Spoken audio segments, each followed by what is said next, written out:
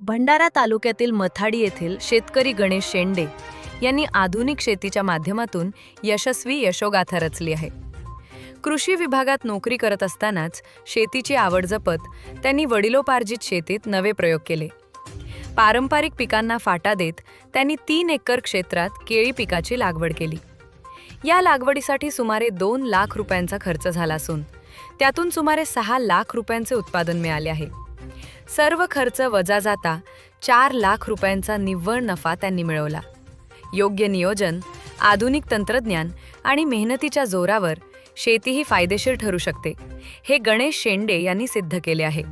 त्यांच्या या उपक्रमामुळे परिसरातील अनेक शेतमजुरांना रोजगारही मिळाला आहे.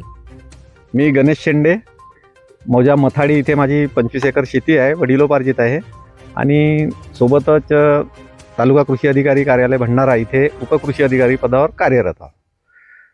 तर भंडाऱ्यापासून 8 किलोमीटर या अंतरावर ही शेत आहे. आम्ही अगोदर पारंपरिकरित्या इथं धान पीक घेत होतो. मग हळूहळू जवळपास 4-5 वर्षापासून केळी, पपई आणि विविध प्रकारच्या भाजीपाला सुरू केला. यावर्षी जवळपास 3 एकर एरियात केळी होत्या. 20 टन उत्पादन आलं.